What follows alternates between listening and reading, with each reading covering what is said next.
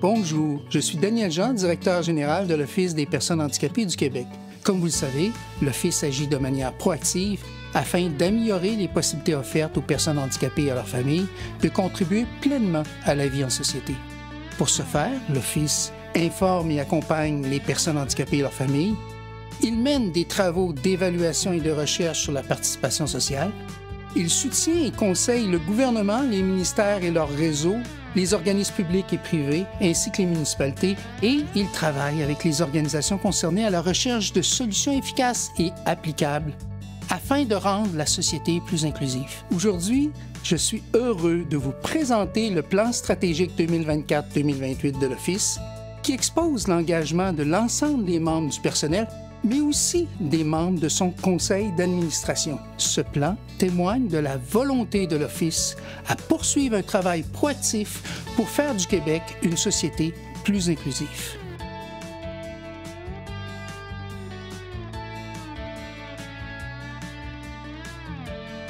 Le plan stratégique 2024-2028 de l'Office s'articule autour de 3 enjeux, soit l'accès et la qualité des services, une meilleure réponse aux besoins des personnes handicapées, une organisation apprenante et performante.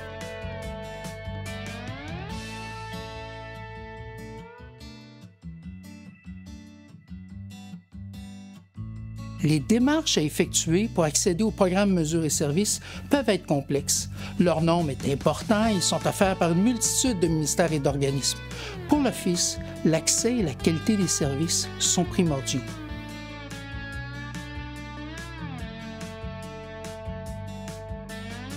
L'Office s'engage à faire connaître les programmes, mesures et services destinés aux personnes handicapées, à leurs familles et à leurs proches.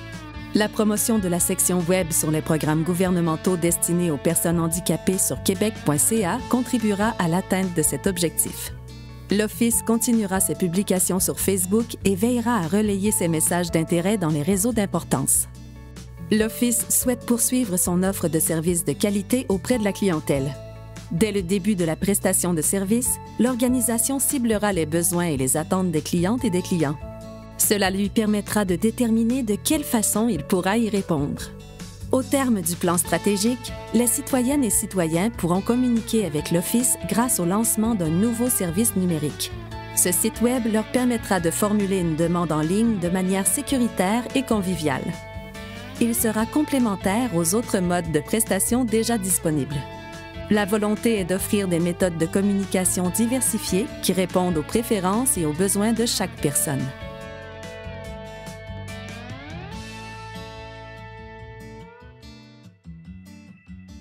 Malgré l'important dispositif gouvernemental de programmes Mesures et services, les personnes handicapées rencontrent encore des difficultés dans leur quotidien.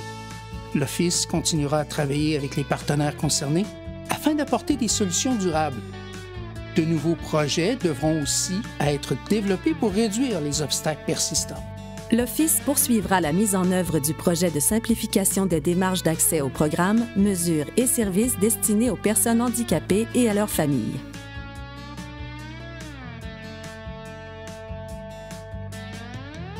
Ce projet vise notamment à réduire le nombre de démarches pour y accéder en instaurant des passerelles d'accès et une solution numérique.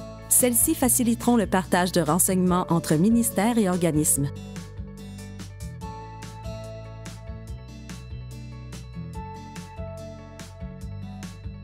Le projet de simplification des démarches d'accès permettra également d'améliorer la coordination des services requis par les personnes handicapées et leurs familles. L'organisation s'engage aussi à participer à des projets pour agir sur des obstacles persistants auxquels les personnes handicapées sont encore confrontées. De plus, afin d'influencer les initiatives ayant un impact sur les personnes handicapées, l'Office continuera à intervenir de façon proactive. Enfin, la vigie et la veille stratégique seront renforcées en ce qui concerne le financement, l'organisation et la coordination des programmes destinés aux personnes handicapées. Plus de 190 ministères, organismes publics et municipalités ont l'obligation de produire et de rendre public un plan d'action annuel. Ces plans doivent prévoir des mesures pour réduire les obstacles à la participation sociale des personnes handicapées. L'Office poursuivra ses efforts pour améliorer la qualité de ces plans et maximiser leurs retombées. Il intensifiera ses actions afin d'inciter les organisations à consulter les personnes handicapées ou leurs représentants et à produire leurs plans plus tôt.